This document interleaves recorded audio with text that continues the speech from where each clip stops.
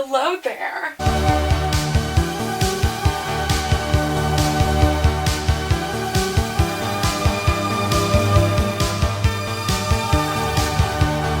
So I'm back at my grandma's house, hence the fairly dated setup. We're gonna have this for a couple of weeks. So I thought we would do something fun today, and that is sorting fictional characters into Hogwarts houses. I have Barris to accompany me today, because very on theme, very on brand. You can watch the vlog where me and Chloe made our Barrio bears on my second channel. But anyway, I have this little stand thing that came with Chubby Penny to hold a bunch of pieces of paper with various fictional characters of all of our favorite shows and such that we talk about on this channel, and I thought that I would just draw a bunch of them at random and sort them into Hogwarts houses because I think it's really fun. I tried to film this video like months and months ago, like last time I was at my grandma's house. Me and Chloe sorted some characters into Hogwarts houses, so I will put those clips at the end of this video.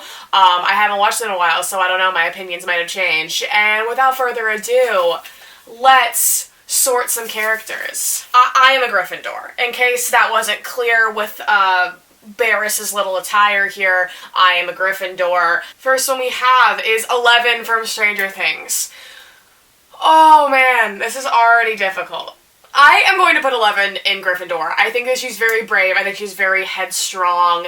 I'm gonna have a really hard time if I'm trying to like provide an explanation for these. I just think that 11 belongs in Gryffindor.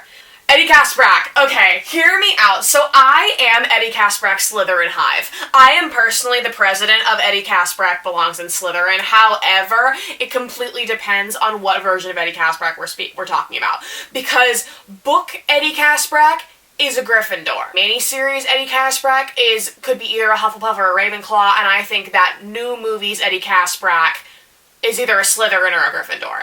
But I'm going to settle on Slytherin for Mr. Eddie Kaspbrak because I am the head of Eddie Kaspbrak's Slytherin hive. I think he has so many Slytherin tendencies. I absolutely hate it when people try to put him in Hufflepuff because there are two members of the Losers Club who are very clearly in Hufflepuff, and Eddie Kaspbrak is not one of those. So, that's my little, yeah. Joey from Don't Tell a Soul. Joey is a Hufflepuff, absolutely. He's very, like, kind-hearted and caring, and he sort of, like, assesses situations with care and kindness, and I love that for him. Theo Decker. Theo Decker is a Ravenclaw. You could also, would also accept arguing Theo as a Slytherin, but I think Theo is a Ravenclaw because he's a Ravenclaw. Benny Watts. Benny Watts, dare I say, is a Ravenclaw, because I feel like Ravenclaws can be very sort of like vain and self-centered, but like not necessarily in a bad way, but just that like they always sort of like put themselves first and sort of like put on a front of them being like the smartest person in the room, even if they don't necessarily believe that, like for themselves, and so I think Benny definitely fits that criteria. Erica Sinclair, Gryffindor. This girl is not afraid to speak her mind. She's very bold, and for that reason, a fellow lion.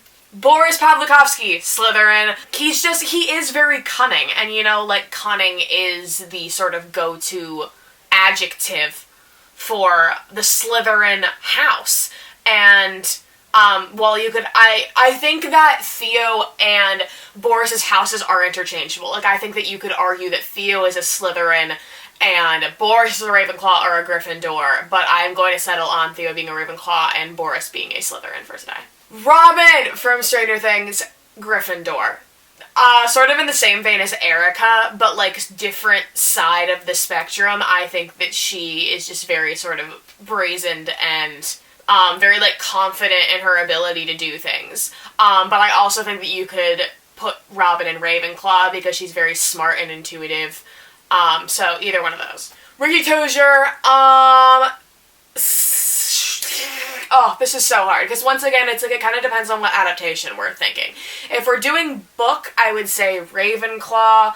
If we're doing miniseries, Gryffindor. If we're doing movies, Gryffindor or Slytherin. I have him as Slytherin in my Sims Losers Club realm, but it depends on the day, and today I'm not feeling Slytherin Richie, I'm feeling Gryffindor Richie. So you're gonna have to deal with that. Ben Hargreaves, Hufflepuff. Hufflepuff through and through, no explanation needed. Liam Novak, also a Hufflepuff, through and through. Georgie Denbrough, also a Hufflepuff. We've got a trend going here. Bill Denbrough, absolutely a Ravenclaw. I think Bill possesses a lot of Ravenclaw's negative qualities, and I don't know, he just has Ravenclaw energy. Like, I don't think he's a know-it-all whatsoever. I just think he has Ravenclaw nature. Bodhi Locke, I think you could argue for Hufflepuff, Gryffindor, or Ravenclaw. But I'm going to put him with his predecessor, Georgie Denbrough, and Hufflepuff, because I just think he's sweet and kind-natured and would do anything for his family, and is very bright and charismatic, and I love that for him. Freddie Freeman, Hufflepuff. He just has a positive nature, he has a positive energy, and I think that he just sort of lives life, like, sort of looking at things from a positive, like, happy standpoint. Like, he's good at, like, appreciating the happy things in life, and for that reason. Pippa Blackwell, Ravenclaw. Yes. Mike Wheeler, Slytherin. Listen, hear me out. Mike Wheeler, he's very, like, perceptive. Like, he's not, like, manipulative. Like, y'all know I don't like Mike Wheeler, but I'm not gonna sit here and call him evil and manipulative, because he's not. But I think that he does have a way of sort of, like, using his resources to his advantage, and he's very, like, cunning and resourceful in that sense. And I think that that's why he's a Slytherin. Klaus Hargreaves. Oh, this is hard. I would say that Klaus Hargreaves is probably a Slytherin in sort of similar senses as Mike, which is weird because I feel like they have absolutely nothing in common, but I feel like he's also very resourceful and sort of just is very like carefree. Stanley Uris, Ravenclaw. Ravenclaw through and through. He sort of represents, like, the more quiet Ravenclaw type. Like, I feel like a lot of Ravenclaws can be very abrasive and sort of Gryffindor-esque, where they're very, like, front and center, extroverted. And I think that Bill Denbrough more so represents that part, whereas Stan is, like, the quieter. He's very good at, like, assessing things, absorbing information.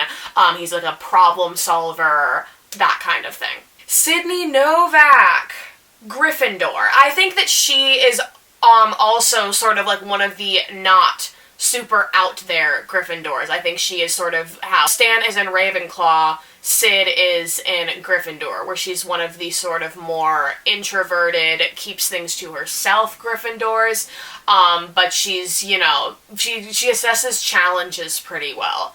She is very emotion-driven, like, she feels things fully, and, like, with everything that she has, like, she doesn't, like, dip her toes in, she, like, goes straight in, if that makes any sense. Steve Harrington.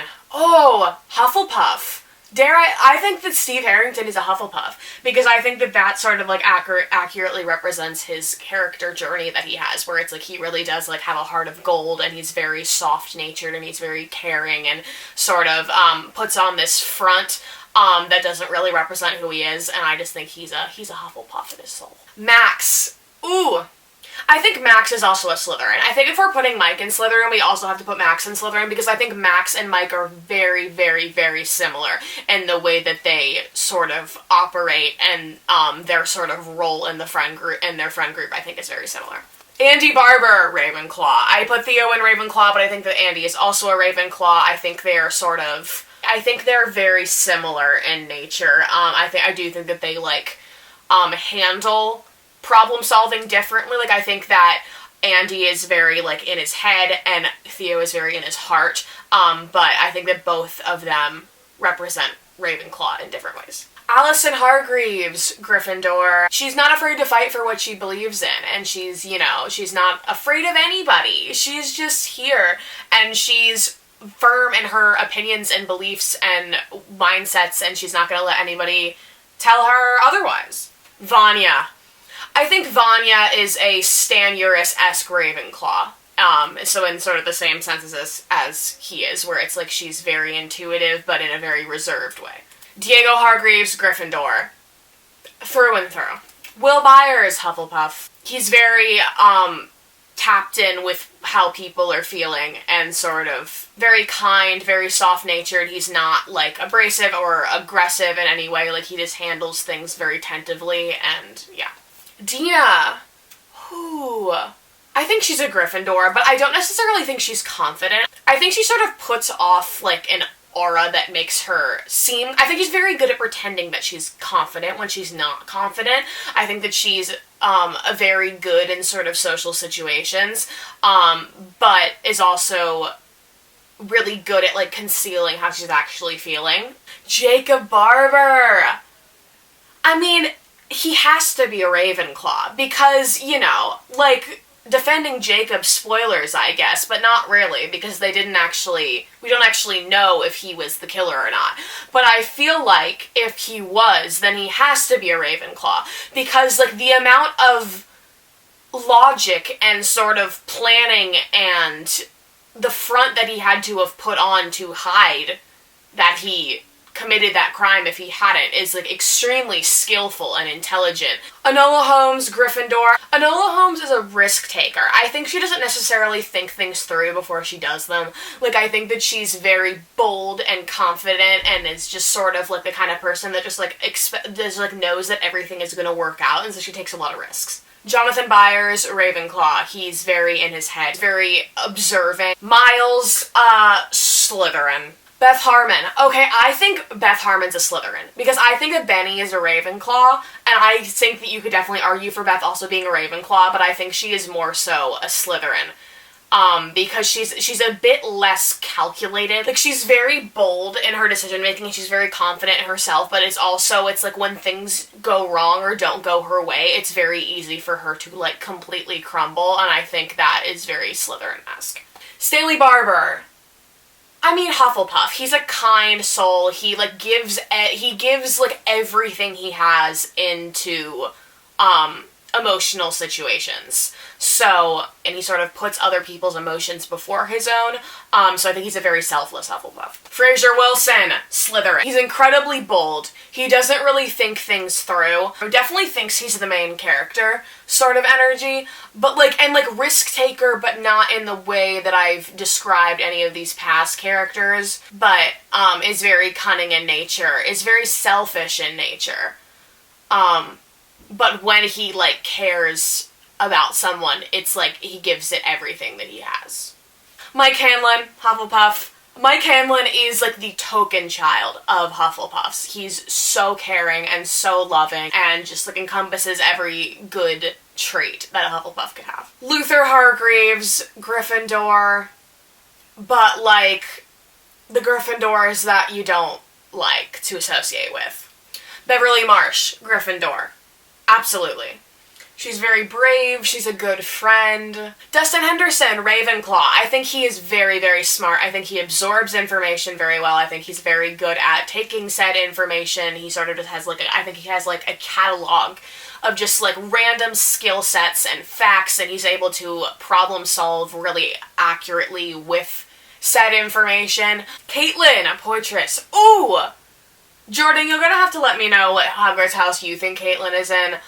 I think Caitlin is a Gryffindor. I feel like Caitlin is very brave. Like, I feel like even though they're still sort of confused in their identity and how they sort of want to present to society and their loved ones, I think that they're very confident in who they are. Ben Hanscom, Hufflepuff as well, and sort of a lot of the same traits as Mike. And lastly, we have Lucas Sinclair. I think Lucas is a Gryffindor. I think he's very all or nothing. I think that once he is settled on something, like, nothing will divert him from that. I think he's the kind of person that it's like when he has one task, like, he can only do that, like, he can only work on that one task until it's done and can't divert from that, and he's very, like, confident in his own opinions, and he's very stubborn in that sense, where he doesn't let anybody sort of change his mind once he's settled on something. And yeah, so that was sorting fictional characters in Hogwarts houses. Please let me know what your choices are. Feel free to come shun me in the comments and tell me that I'm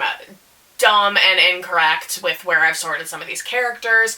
Anyway, if you liked this, comment, like, and subscribe, press the notification bell. Links in the description for ways you can help with Black Lives Matter, my second channel, my merch, my website, my social media, all that important stuff. This has been a really great dinner. Thanks for coming over. Alrighty, so I've had... Bagel? I'm recording, so I don't know what video I'm gonna throw that in, but what the fuck was that? You can help me put it characters into Hogwarts houses. Oh my gosh, yes! Alright, we're gonna do that, because I, like, just started. Hi, Chloe's here. Hi! Wow, where's she at? I just started filming this video and just chose what I wanted to do on a whim. So today we're going to be putting it characters into Hogwarts houses. This is an incredibly important process, okay? This is gonna take our biggest galaxy brain cells to determine. So, some it characters don't deserve to go to Hogwarts. I would first like to shout out Hermione Granger, the author of the Harry Potter series. Love you, bitch. We love a queen. She wrote them when she was like 12. I know, it's incredible. Yeah. So, Chloe, what is your Hogwarts house? My Hogwarts house? For me? Yes. So Chloe's a Hufflepuff. I am a Gryffindor. It Chapter 1, Richie Tozier. Okay. Okay. 1, 2, 3. Gryffindor. Okay. Hey. Galaxy brains. Alright, so Richie Tozier from It Chapter 1 is 100% a Gryffindor. Hear me out. I, as a fellow Gryffindor, claim him. I claim him as a fellow Gryffindor. I love this man. There we go. He's a Gryffindor because I think he's reckless, but he's brave. Facts.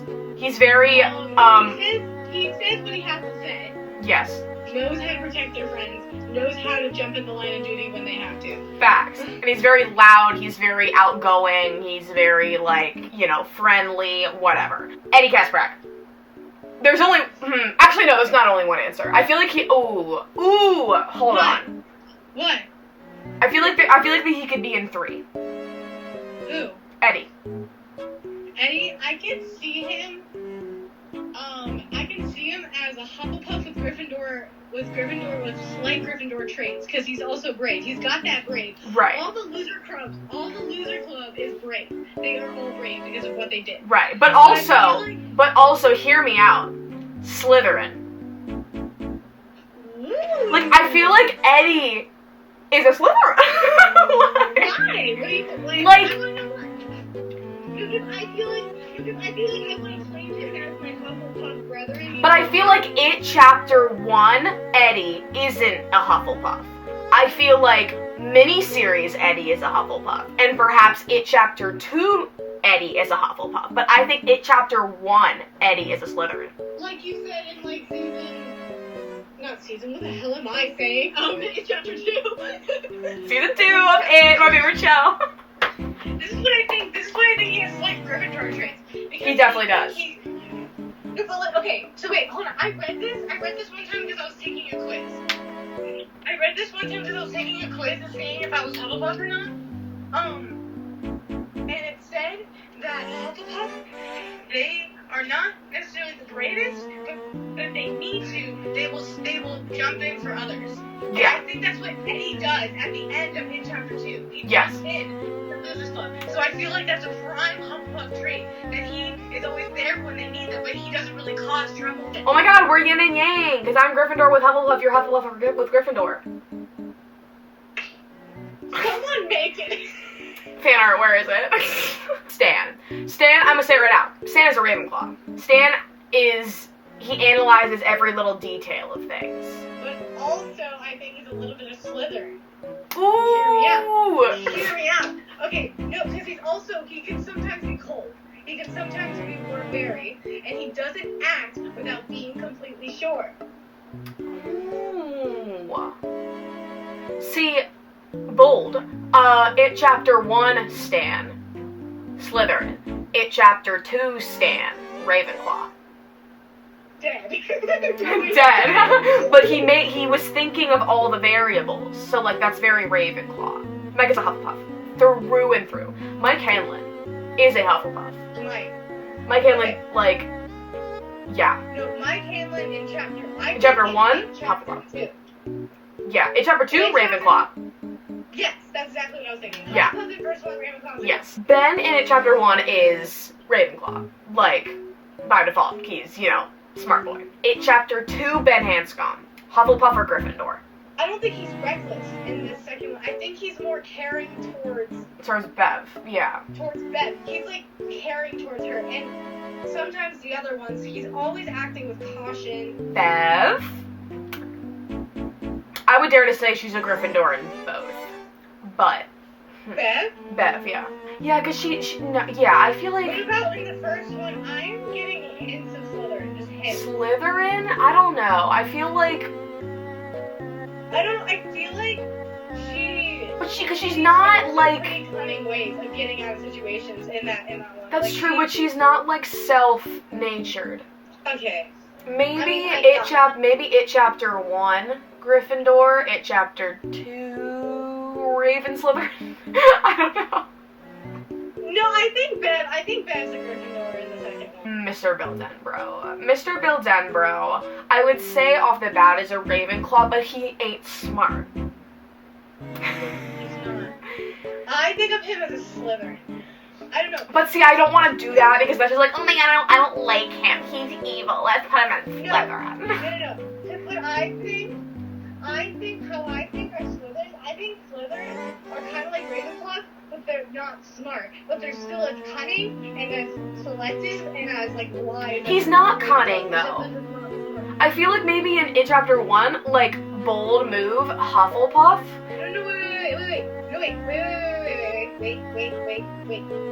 I have a problem. Okay, so I remembered that both Gryffindors and Slytherins are natural born leaders. Mm-hmm. So I'm trying to say that Bill was a leader. True. In both, which adds to my Slytherin case. That's what I'm trying to say. I feel like he could fit in any of them. He's definitely a Gryffindor, and I feel like because he's not very like Gryffindor-y, but he like I feel like in chapter 2 he's Gryffindor-y. Let me ask you this. Do you think he's irresponsible? No. Poor connection. Wow.